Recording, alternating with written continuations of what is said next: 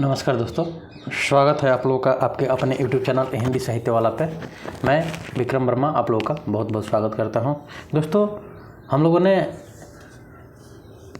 इससे पहले आज की क्लास से पहले हम लोगों ने शिक्षण अभिवृत्ति को समाप्त कर लिया है, जिसमें हम लोगों ने 6 कक्षाओं में पूरी क्लास को अच्छे ढंग से कवर कर लिया है। और फिर उसके साथ साथ हम लोगों ने उसके साथ टॉपिक वाइज ही कम से कम 6 या 7 लगभग प्रैक्टिस सेट भी लगाए हैं। चलिए दोस्तों, तो उससे एक मोटा मोटा आकलन हो ही गया होगा आप लोगों को कि हम लोगों की तैयारी कैसी है और अभी कहाँ कमी है और उसको पूरा करना है। हमने सबसे लास्ट में एक आप लोगों को प्रीवियस ईयर पेपर भी सॉल्व करवाया था, ठीक है।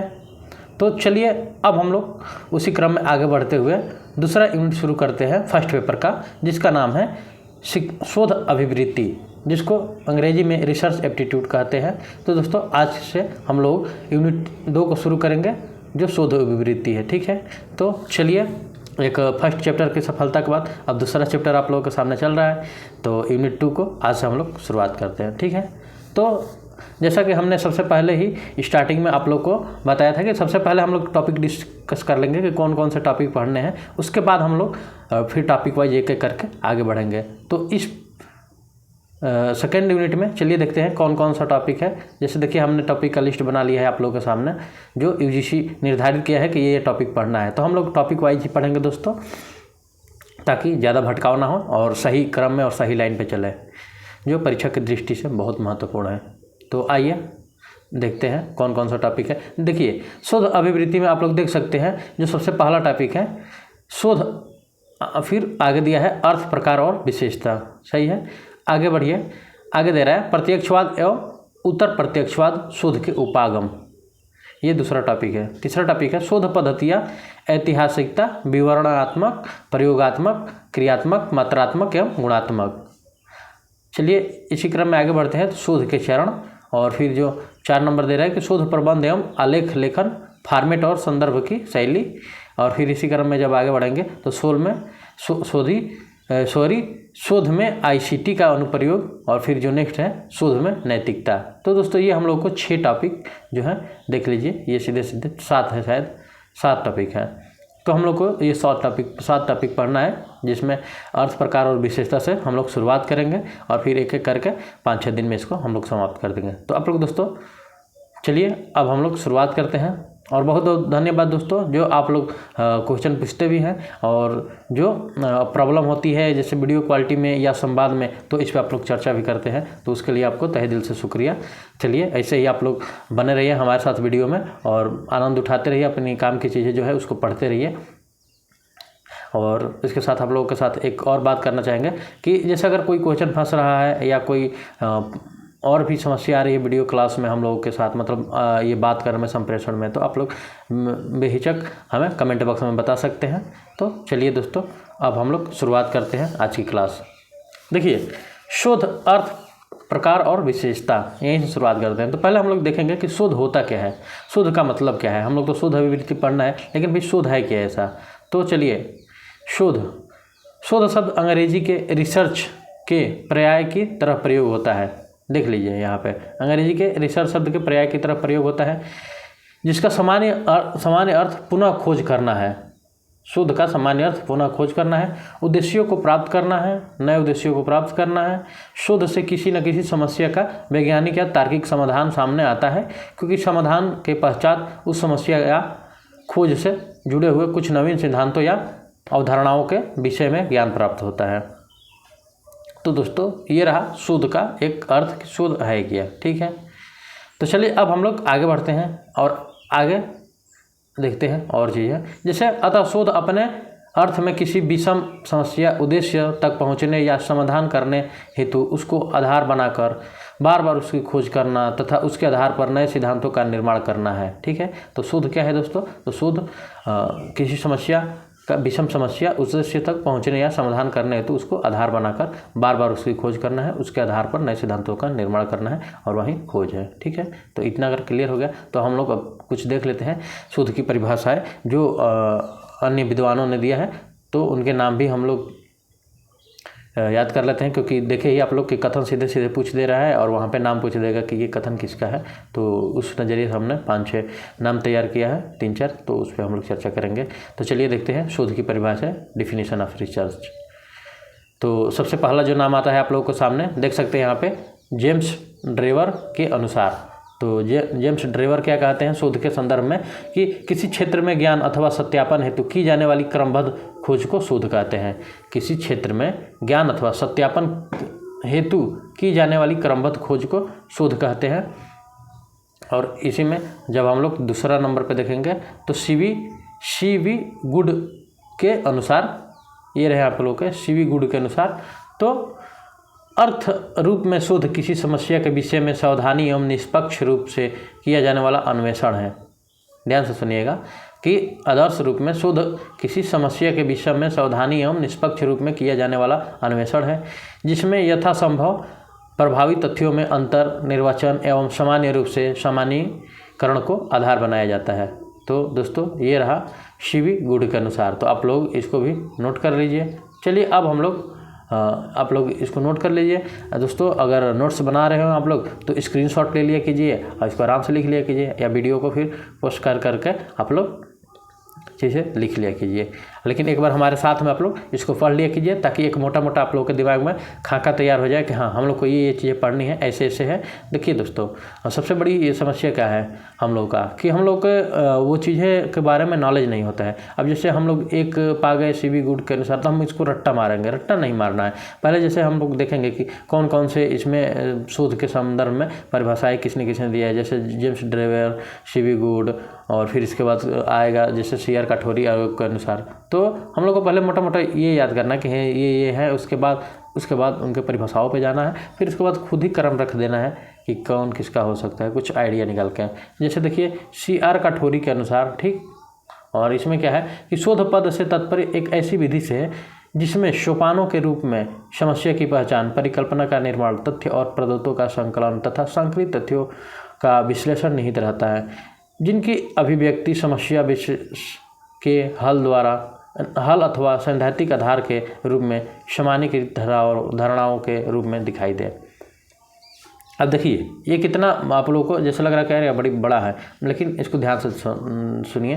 जैसे दिया है शोध पद में से तात्पर्य एक ऐसी विधि से जिसमें सोपानों के रूप में समस्या की पहचान, जैसे सोपान के रूप में समस्या की पहचान, परिकल्पना का निर्माण, तथ्य और प्रदत्तों का संकलन तथा संकलित तथ्यों का विश्लेषण निहित रहता है, जिनकी अभिव्यक्ति समस्या विशेष के हल अथवा सैद्धांतिक आधार के रूप में सामान्यीकृत धारणाओं के रूप में दिखाई दे। ठीक है, तो ये है C.R. कठोरी के अनुसार।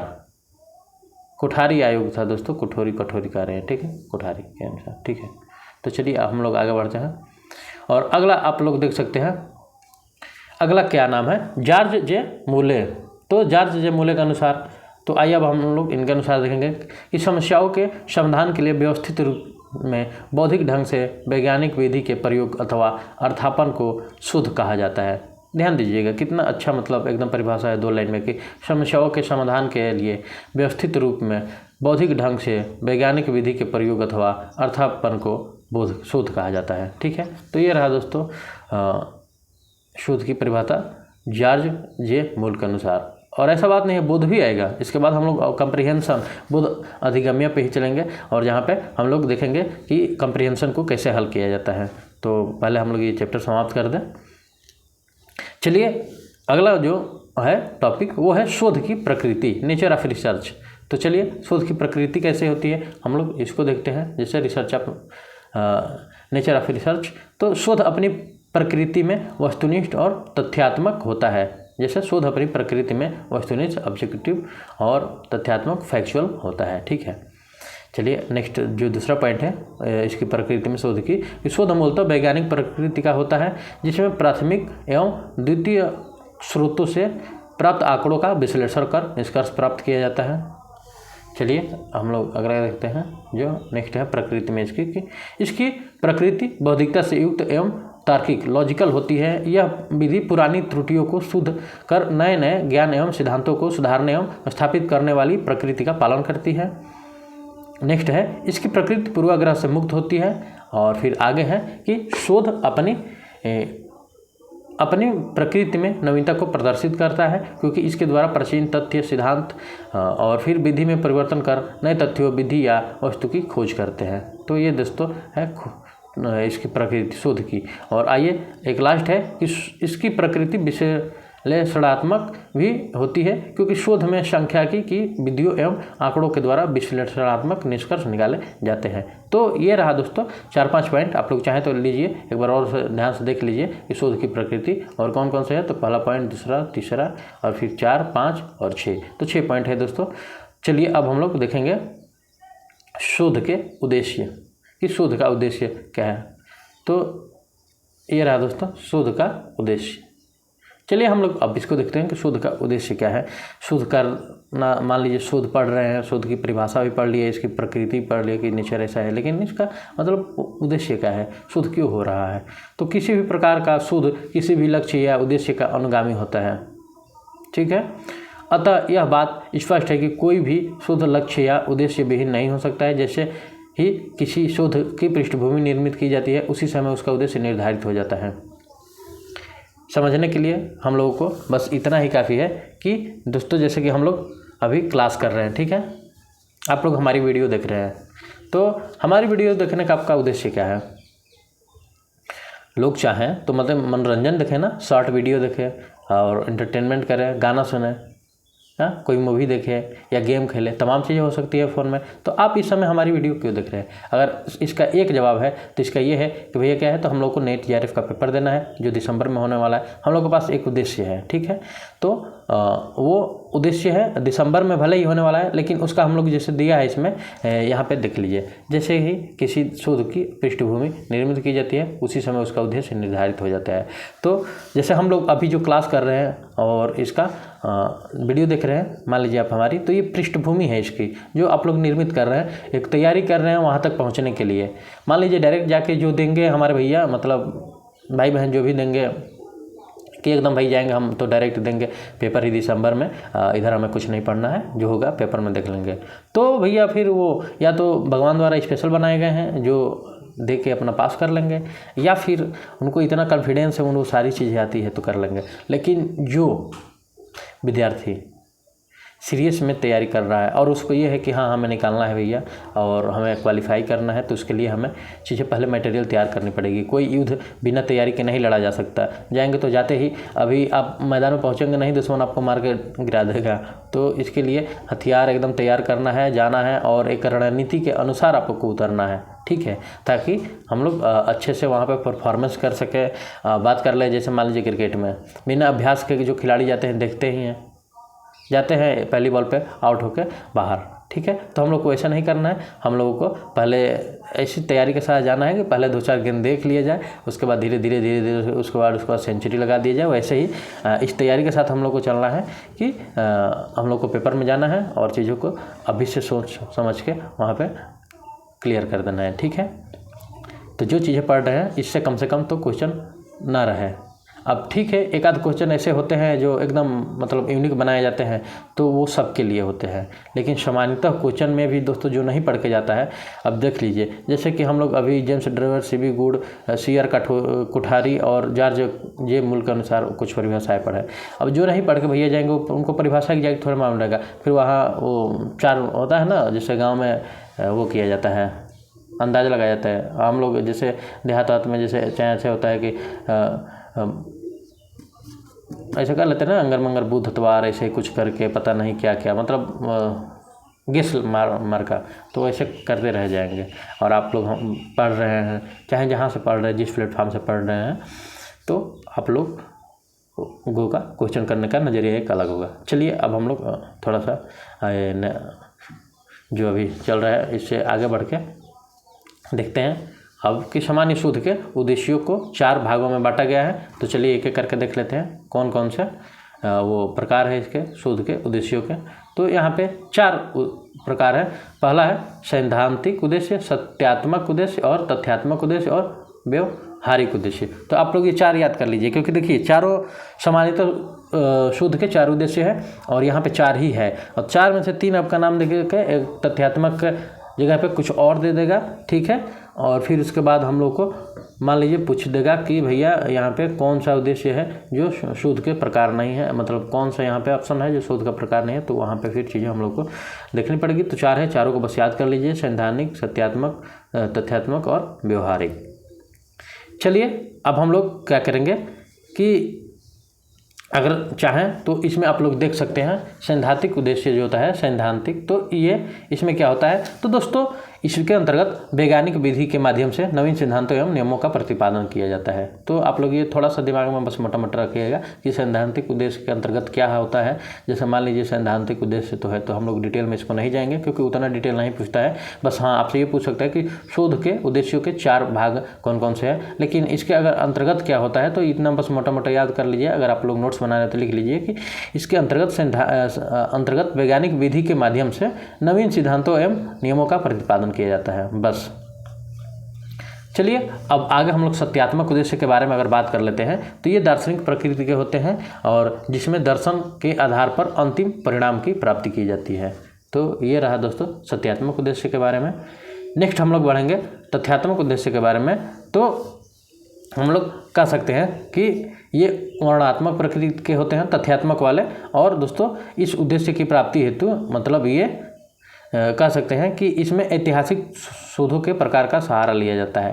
तो आप लोग जो 3 नंबर पे है तथ्यात्मक, तो इसमें हम लोग एक नोट कर सकते हैं ऑनलाइन कि इसमें ऐतिहासिक शोधों के प्रकार का सहारा लिया जाता है।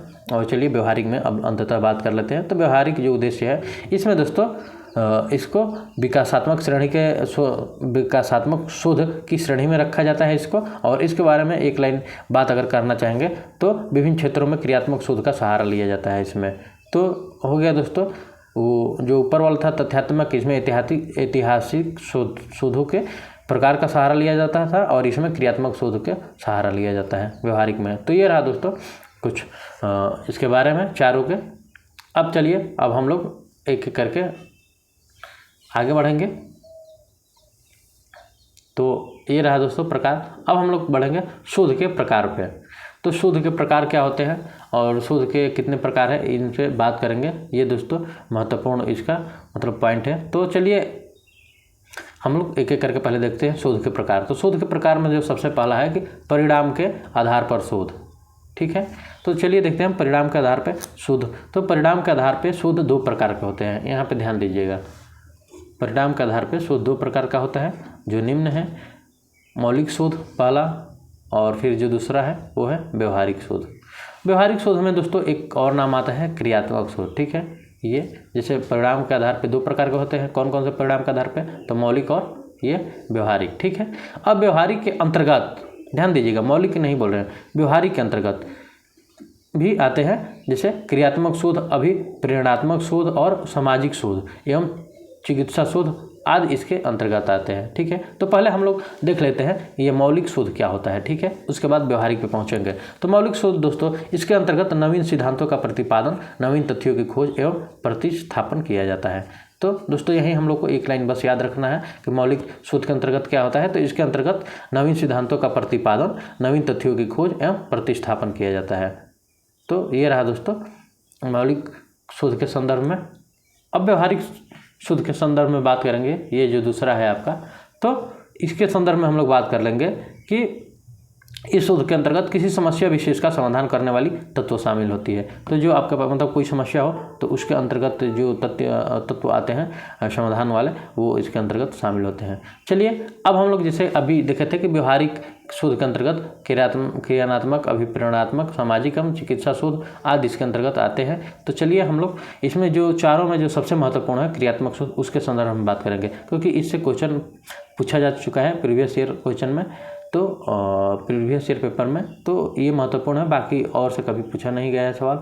तो उनको छोड़ते हुए हम लोग जैसा कि स्टार्टिंग में भी बोले थे क्लास जब शुरू हुई थी कि हम लोग उन बिंदुओं पे बात करेंगे जहाँ से क्वेश्चन आते हैं और ज़्यादातर आने के संभावना है। तो हम लोगों का टारगेट क्या है, तो टारगेट है मैक्सिमम से मैक्सिमम नंबर लाना। ठीक है, तो उसके अकॉर्डिंग चलेंगे। तो आइए हम लोग उसी को क्या कहते हैं नज़र रखते हुए क्रियात्मक शोध पे थोड़ा सा बात कर लेते हैं। तो क्रियात्मक शोध क्या है दोस्तों, आइए हम लोग देखते हैं। इस शब्द का प्रयोग सर्वप्रथम कुर्ट लेविन, ध्यान दीजिएगा, आप लोग नोट कर लीजिए, इस शब्द का प्रयोग सर्वप्रथम कुर्ट लेविन ने 1940 ईस्वी में किया था।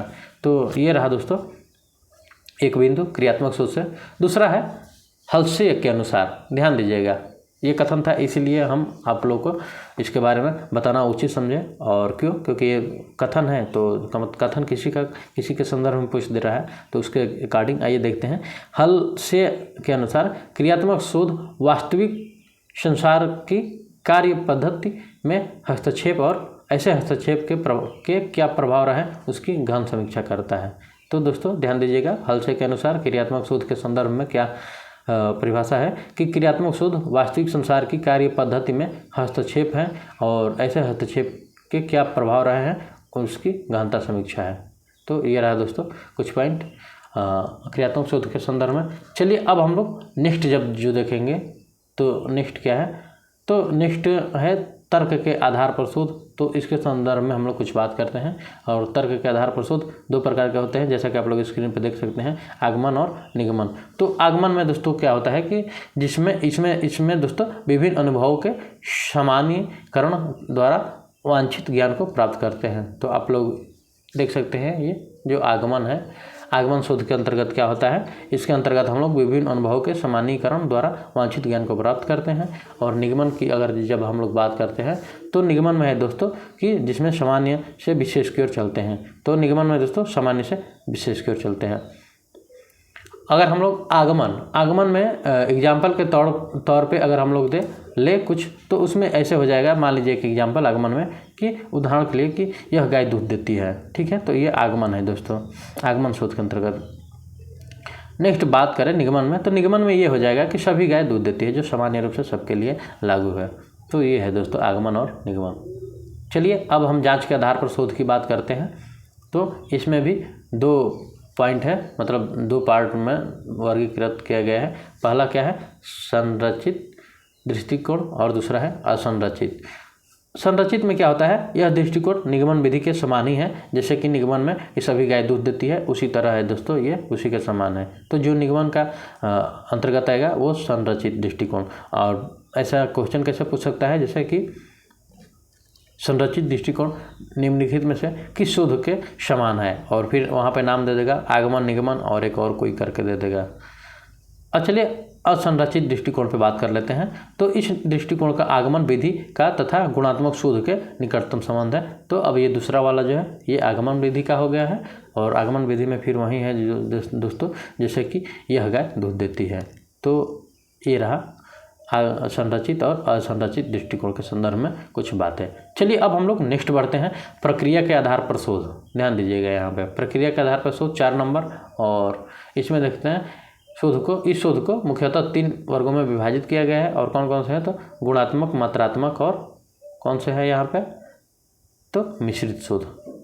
तो चलिए देख सकते हैं हम लोग कि गुणात्मक शोध, और फिर उसके बाद है मात्रात्मक शोध, और उसके बाद है मिश्रित शोध। तो इसके अंतर्गत अगर हम लोग बात करें गुणात्मक शोध के अंतर्गत, तो गुणात्मक शोध की आवश्यकता उस परिस्थिति में पड़ती है दोस्तों, गुणात्मक शोध की आवश्यकता उस परिस्थिति में पड़ती है जब शोधकर्ता के पास समस्या से संबंधित अधिक आंकड़े उपलब्ध नहीं होते हैं। तो हम लोग मोटा मोटा कह सकते हैं कि जब हम लोग कोई शोध करते हैं और बहुत ज़्यादा वो नहीं होता है हम लोग के पास, उसके संदर्भ में समस्या के संबंधित अधिक आंकड़े उपलब्ध नहीं होते हैं, तो फिर वहाँ पे गुणात्मक शोध कार्य करता है। तो ये रहा गुणात्मक शोध के संदर्भ में। चलिए मात्रात्मक शोध के अगर संदर्भ में बात करते हैं, क्वांटिटेटिव रिसर्च के संबंध में, तो यहाँ पे हो जाएगा कि मात्रात्मक शोध को कहा जाता है, उस शोध को कहा जाता है जिसमें शोधकर्ता के पास शोध के लिए पर्याप्त डेटा होता है, जिसको वह सांख्यिकी तकनीकों द्वारा परिणाम में परिवर्तित कर देता है।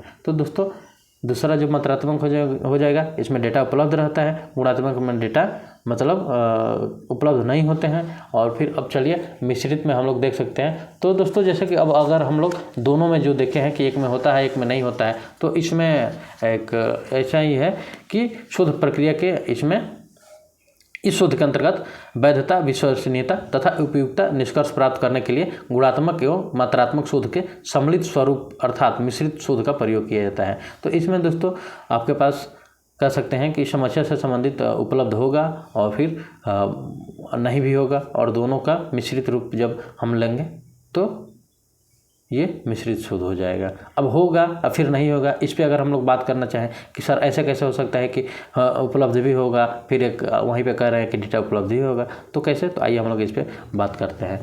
क्यों? क्योंकि शोध प्रक्रिया में वैधता, विश्वसनीयता तथा उपयुक्त निष्कर्ष प्राप्त करने के लिए गुणात्मक एवं मात्रात्मक शोध के लिए सम्मिलित स्वरूप अर्थात मिश्रित शोध का प्रयोग किया जाता है। तो दोस्तों ये रहा मिश्रित शोध के संदर्भ में कुछ पॉइंट। चलिए अब हम लोग आगे देखते हैं, और नेक्स्ट जो पॉइंट है 5 नंबर शोध के संदर्भ में, तो वो है उद्देश्यों के आधार पर शोध। उद्देश्यों के आधार पर शोध, तो उद्देश्यों के आधार पर शोध को 5 श्रेणियों में देख सकते हैं, जैसा कि 5 श्रेणियों में विभाजित किया गया है। और कौन कौन से हैं, तो चलिए हम लोग थोड़ा सा ऐसे ऊपर स्क्रॉल करके अब हम लोग देखते हैं कि वो कौन कौन से हैं। पहला है वर्णनात्मक, दूसरा है सहसंबंध शोध, तीसरा है व्याख्यात्मक शोध, और चौथा है समन्वयशी शोध, और 5वें नंबर है प्रायोगिक शोध। तो ये रहा 4 शोध, और इसमें हम लोग देख सकते हैं तो वर्णनात्मक में कह सकते हैं कि इस शोध द्वारा स्थिति का वर्णन किया जाता है, सिंपल एक लाइन में। तो वर्णनात्मक शोध के संदर्भ में ये इसके द्वारा स्थिति के संदर्भ में वर्णन किया जाता है। जो दूसरा नंबर हम लोग देख सकते हैं सहसंबंध शोध, तो इसके अंतर्गत किसी स्थिति के 2 पक्षों के बीच संबंधों एवं परस्पर निर्भरता का ज्ञान होता है। तो सहसंबंध दोस्तों नाम से ही है कि सहसंबंध, 2 लोगों के सहयोग से कोई काम होता है जो उसको हम लोग सहसंबंध कहते हैं। तो अगर सहसंबंध शोध है तो कह सकते हैं कि इस शोध के अंतर्गत किसी स्थिति के 2 पक्षों के बीच संबंधों एवं परस्पर निर्भरता का ज्ञान होता है। व्याख्यात्मक अगर शोध के बारे में हम लोग बात करते हैं तो इस प्रकार के शोध के अंतर्गत किसी घटना के 2 पक्षों के बीच क्यों और कैसे आदि प्रश्नों के उत्तर देने की चेष्टा की जाती है।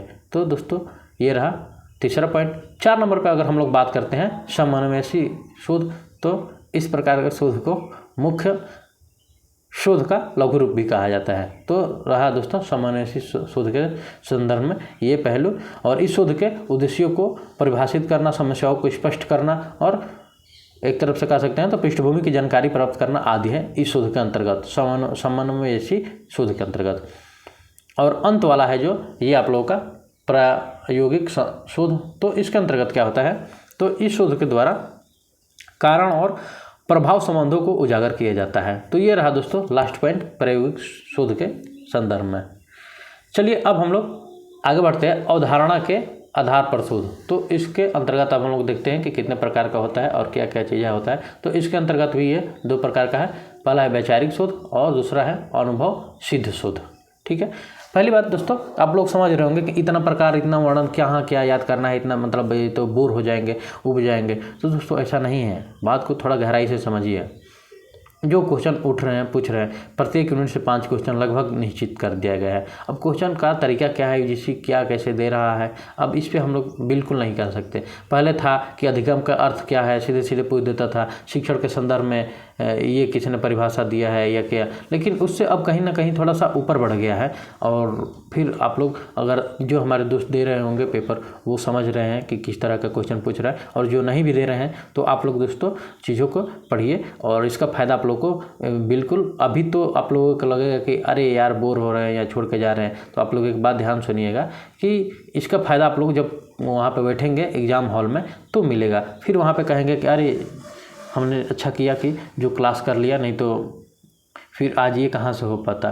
ठीक है, प्रैक्टिस ज़रूरी है, पर प्रैक्टिस से पहले आप लोग उसके बारे में ढांचा जान लें तो ज़्यादा बेटर है। ठीक है, प्रैक्टिस में क्वेश्चन केवल सामने आता है और वहाँ पे ये होता है कि हाँ इसका ये होगा, इसका ये होगा, इसका ये होगा। ठीक है, लेकिन उससे पहले हम लोग ये जो प्रारूप या खाका या ढांचा जो तैयार कर रहे हैं पीछे, जो क्लास कर ले रहे हैं हम लोग, तो इसका फ़ायदा बहुत ज़्यादा है दोस्तों, कुछ कह सकते तो बहुत ज़्यादा। ठीक है, तो वैचारिक शोध और अनुभव सिद्ध शोध अवधारणा के आधार पर ये 2 प्रकार का होता है। अब तो चलिए हम लोग अगर इसमें बात करते हैं तो वैचारिक शोध में क्या होता है। वैचारिक शोध में, इस शोध में दार्शनिक एवं विचारों द्वारा नई अवधारणाओं को विकसित करने के लिए प्रयोग किया जाता है। तो हम लोग कह सकते हैं कि वैचारिक शोध में नई अवधारणाओं को विकसित करने के लिए प्रयोग किया जाता है। अनुभव सिद्ध शोध, अनुभव सिद्ध शोध क्या है, तो इसमें हम लोग कह सकते हैं कि इसके अंतर्गत शोध परिकल्पना तैयार कर सत्य और असत्य सिद्ध के लिए प्रदत्त इकट्ठा करते हैं, किंतु शोधकर्ता के तथ्यों पर सीधा नियंत्रण होता है। ठीक है, तो जैसे शोधकर्ता के तथ्यों पर नियंत्रण होता है, लेकिन इसके अंतर्गत दोस्तों सत्य और असत्य के सिद्ध करने के लिए प्रदत्त मतलब कह सकते हैं कि जो डेटा होता है वो इकट्ठा करते हैं। ठीक है, तो ये रहा अनुभव सिद्ध शोध। चलिए अब हम लोग देखते हैं 7 नंबर जो प्रकृति के आधार पर है। तो इसके अंतर्गत अंतर विषयी शोध है और दूसरा है बहुविषयक। तो अंतर विषयक शोध क्या होता है और फिर बहुविषयक शोध क्या होता है, इस पर हम लोग बात करेंगे। तो दोस्तों कह सकते हैं कि हम किसी शोध के विभिन्न विज्ञानों के सिद्धांतों एवं पद्धतियों का प्रयोग करते हैं, तब इस शोध को अंतर विषयी शोध कहते हैं। तो ध्यान दीजिएगा आप लोग एक बार और कि अंतर विषयी शोध किसे कहते हैं। तो जब हम लोग किसी शोध में किसी विभिन्न विज्ञानों के सिद्धांतों एवं पद्धतियों का प्रयोग करते हैं, तब इस शोध को अंतर विषयी शोध कहते हैं। तो ये रहा अंतर विषयी शोध के संदर्भ में। नेक्स्ट जब हम लोग बात करते हैं बहुविषयक शोध के संदर्भ में, तो बहुविषयक संदर्भ में क्या होता है। तो दोस्तों बहुविषयक शोध अधिगम की विभिन्न शाखाओं को शोध सत्यापन तथा समस्या के समाधान में प्रयोग किया जाता है। तो ध्यान दीजिएगा कि जो बहुविषयक है ये प्रकृति के आधार पर जो दूसरा, इसमें दोस्तों बहुविषयक शोध अधिगम के विभिन्न शाखाओं को शोध सत्यापन, ध्यान दीजिएगा, शोध सत्यापन तथा समस्या के समाधान में प्रयोग किया जाता है। तो ये भी दोस्तों समस्या के समाधान में प्रयोग किया जाता है। तो ये रहे कुछ मोटा मोटा अवधारणा इसके कह सकते हैं शोध के। चलिए अब हम लोग बात करेंगे शोध की विशेषता पे, जो आज की हम लोग के क्लास का लास्ट टॉपिक है, शोध की विशेषता। और शोध की विशेषता क्यों जरूरी है हम लोग का पढ़ना, क्योंकि अब विशेषता तो देते ही हैं कि 4-5 विशेषताएं दे देगा और पूछेगा कि निम्नलिखित में से कौन सा विकल्प आपका सही नहीं है, चाहे शोध के संदर्भ में कौन सी विशेषता सही नहीं है, और नीचे दिए गए कूट को सही कीजिए। और नीचे अब केवल 2 देख कर, मतलब पेपर का तो मतलब समझिए कि एकदम हाई लेवल पूछ रहा है। तो हम लोग हर पहलू को पढ़ेंगे, आप क्वेश्चन उस टाइप के कर ही रहे हैं। तो चलिए शोध के अगर संदर्भ में हम लोग बात करते हैं तो देखते हैं, शोध वैज्ञानिक विधि की तरह कार्य करता है और आगे दे रहा है जो पूर्वाग्रह से मुक्त और व्यक्तिपरक होता है। इस आधार पर शोध की प्रमुख विशेषताएं निम्नलिखित है। शोध विशेषताएं, शोध वैज्ञानिक विधि की तरह कार्य करता है जो पूर्वाग्रह से मुक्त और व्यक्तिपरक होता है। इस आधार पर शोध प्रमुख विशेषताएं हैं जो निम्नलिखित है। और कौन कौन सी है शोध में, तो जैसे पहला है वस्तुनिष्ठता, और फिर दूसरा है निश्चयात्मकता, फिर तीसरा है विश्वसनीयता वैधता, और विश्वसनीयता वैधता के अंतर्गत भी दोस्तों 2 आते हैं। जैसे व्यवहारिक अंतर्गत आते थे उसी तरह इसके भी अंतर्गत आते हैं, जैसे आंतरिक वैधता और बाह्य वैधता। उसके बाद यथार्थता, और उसके बाद सामान्यीकरण, उसके बाद कार्य कारण संबंध की महत्ता, और शोध चक्रीय प्रक्रिया और तार्किकता, और फिर इसके बाद जो आता है वो है अनुभवात्मक आधारित संकल्पना। चलिए हम लोग कुछ बात कर लेते हैं वस्तुनिष्ठता के संदर्भ में, क्योंकि शोध की विशेषता है वस्तुनिष्ठता है, तो वस्तुनिष्ठता होता क्या है इस पे बात करेंगे। तो यह शोध का सर्वाधिक महत्वपूर्ण पहलू है दोस्तों। पहली बात तो ये, क्योंकि सबसे पहले पर रखा गया है तो बात तो कुछ है ना इसमें।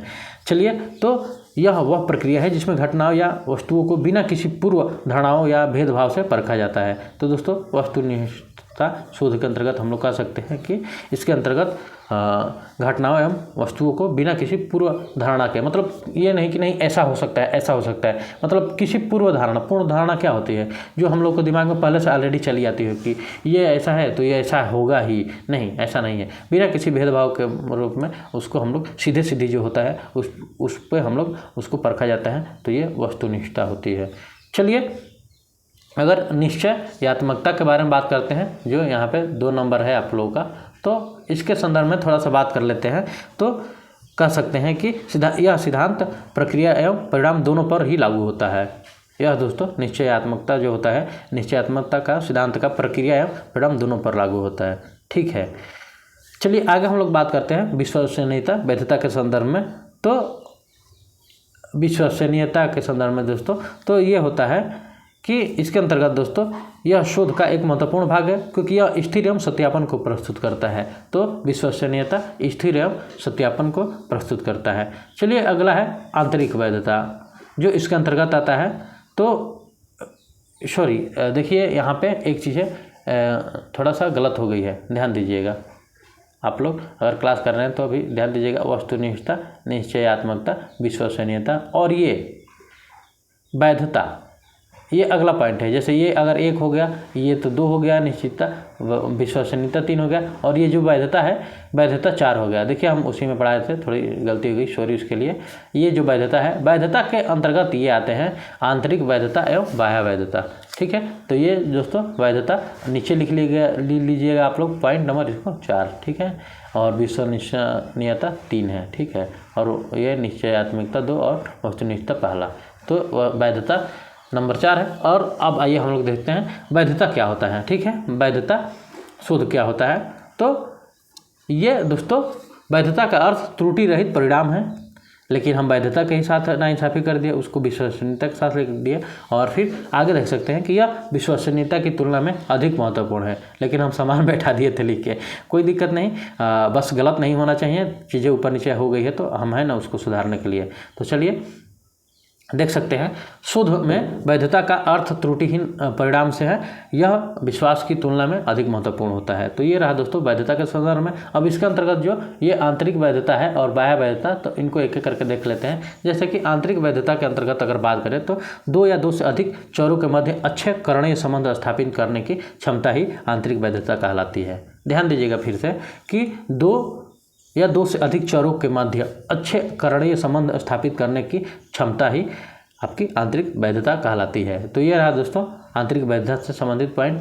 अब हम लोग अगर बाह्य वैधता से संबंधित बात करते हैं तो बाह्य वैधता क्या होता है। तो दोस्तों अध्ययन को प्रभावित करने वाले कारकों को नियंत्रित करना ही बाह्य वैधता होता है। तो एक बार और ध्यान से सुन लीजिएगा, बाह्य वैधता क्या होता है। तो अध्ययन को प्रभावित करने वाले कारकों को नियंत्रित करना ही बाह्य वैधता होता है। चलिए अब हम लोग नेक्स्ट बढ़ते हैं यथार्थता की तरफ, जो 5 नंबर पे है। ठीक है, तो यथार्थता क्या होता है। तो इसके अंतर्गत शोध प्रक्रियाएं, शोध उपकरण और साधन एक दूसरे से संबंधित होते हैं। तो ये रहा इसके संदर्भ में कि यथार्थता के अंतर्गत शोध प्रक्रियाएं, शोध उपकरण और साधन एक दूसरे से संबंधित होते हैं। चलिए नेक्स्ट सामान्यीकरण पे बात करते हैं, जो 6 नंबर पे है विशेषता शोध की। तो इसके अंतर्गत दोस्तों सामान्यीकरण के अंतर्गत अगर हम लोग बात करते हैं तो प्रत्येक शोध का मूल उद्देश्य सामान्यीकरण सिद्धांत स्थापित करना होता है। शोध इन लक्षणों का वर्णन 2 स्तरों में किया जा सकता है। दोस्तों इसका दोस्तों सामान्यीकरण का जो होता है वर्णन 2 स्तरों में किया जा सकता है। जो पहला आता है शोध समष्टि, और दूसरा जो होता है शोध एक विकसित की अवधारणा होती है। तो पहला जो होता है शोध समष्टि और दूसरा होता है विकसित की अवधारणा सामान्यीकरण में। चलिए अब हम लोग आगे बढ़ते हैं और कार्य कारण संबंध की महत्ता पे बात करते हैं। तो ये रहा दोस्तों कार्य कारण संबंध की महत्ता। तो इसके संदर्भ में अगर हम लोग बात कर लेते हैं तो ये शोध के कार्य कारण संबंधों का महत्व है, और इसमें अगर हम लोग बात करें इसके संदर्भ में तो यह वैज्ञानिक विधि है जो किसी भी घटना के पीछे कार्य कारण संबंधों को ढूंढता है। तो एक लाइन में जैसे कार्य कारण संबंध का जो विशेषता है शोध का, तो इसमें अगर यह एक लाइन में हम लोग बात करना चाहें तो कह सकते हैं कि किसी घटना के पीछे कार्य कारण संबंधों को ढूंढना ही ये शोध है। अगला हम लोग बात करते हैं शोध चक्रीय प्रक्रिया है। तो चलिए इसमें हम लोग बात कर लेते हैं कैसे। तो दोस्तों शोध समस्या के साथ शुरू होकर समस्या के साथ ही समाप्त हो जाता है, जो चक्रीय है। तो जैसे चलता है, स्टार्टिंग हुआ, जैसे किसी के संदर्भ में हम लोग शोध करना शुरू किए हैं, जैसे कि यूजीसी नेट की तैयारी कर रहे हैं, तो ये शोध हम लोग शुरू कर दिया, मतलब वो रिसर्च पीएचडी की बात नहीं कर रहे हैं, ध्यान दीजिएगा। हम लोग अभी शोध मतलब क्या कर रहे हैं, मटेरियल खोज रहे हैं, चीज़ें कहाँ से पढ़ रहे हैं जिससे हम लोग बेस्ट दे सके और जीआरएफ क्वालिफाई कर सकें। तो हम लोग उसके चक्कर में पड़े हैं। तो ये जो चीज़ें है, और ये एक तरफ से हम लोग रिसर्च ही मान लीजिए कर रहे हैं, तो ये प्रक्रिया है जब तक एग्जाम तक चलती रहेगी। तो इस शोध चक्रीय प्रक्रिया है। आगे बढ़ सकते हैं तार्किकता पे बात करें तो शोध तार्किकता को विशेष महत्व देता है। और क्योंकि दोस्तों जिसमें आगमनात्मकता और फिर एवं निगमनात्मकता संकल्पनाओं को विशेष महत्व दिया जाता है। तो आगमन और निगमनात्मक पहलुओं को दोस्तों इसमें विशेष महत्व दिया जाता है। चलिए लास्ट बात हम लोग करते हैं अनुभव भावात्मक आधारित संकल्पना पे आधारित। तो हम लोग इस पे बात कर सकते हैं कि दोस्तों शोध शिक्षार्थी के प्रत्यक्ष अनुभव पर आधारित होती है। तो ये प्रत्यक्ष अनुभव पर आधारित होती है दोस्तों अनुभव आधारित संकल्पना। तो ये रहा दोस्तों आज की क्लास में ये शोध से संबंधित विशेषता। आप लोग चाहें तो इसको लीजिए, जूम आउट कर दे रहे हैं, आप लोग चाहें तो स्क्रीनशॉट इतना ले लीजिए, या हम आप लोगों को डिस्क्रिप्शन बॉक्स में टेलीग्राम चैनल लिंक दे देंगे, आप लोग जुड़ जाइएगा, वहाँ पे ये PDF आप लोग को डाल दी जाएगी, वहाँ से आप लोग डाउनलोड कर लीजिएगा। ठीक है दोस्तों, और ये रहा हमारे चैनल का ये लोगो है जो हिंदी साहित्य वाला से है, ऊपर येलो कलर में अंग्रेजी में लिखा है और नीचे हिंदी साहित्य वाला। ठीक है, और सर्च ऑन यूट्यूब तो आप लोग @हिंदी साहित्य वाला डालेंगे तो डायरेक्ट ऐसा लोगो आएगा, वहाँ पे आप लोग चैनल को सब्सक्राइब कर सकते हैं। तो दोस्तों आप लोग को वीडियो कैसी लगी, और जो हमारे भाई दोस्त बंधु बहन अगर हमारे चैनल पे नए हैं तो आप लोग हमारे चैनल को सब्सक्राइब कर लीजिए और लाइक कर दीजिए, ताकि जैसे हम लोग अब नेक्स्ट क्लास लें तो आप लोगों के पास सूचना नोटिफिकेशन या अभी जैसे बेल आइकन दबा दें कि सबसे पहला आप लोग का अपडेट आप लोगों के पास चले जाए। तो दोस्तों आप लोग को वीडियो कैसी लगी इस पे सबसे ध्यान देना है। अगर वीडियो आप लोगों को अच्छी लगी तो आप लोग हमारे चैनल को लाइक सब्सक्राइब कर दीजिए दोस्तों। तो मिलते हैं अगली क्लास में। तो आज की क्लास यहीं तक दोस्तों, आप लोग हंसते रहिए, मुस्कुराते रहिए और हिंदी साहित्य वाले के साथ ऐसे ही आप लोग पढ़ते रहिए। तब तक के लिए आप लोगों को दोस्तों धन्यवाद।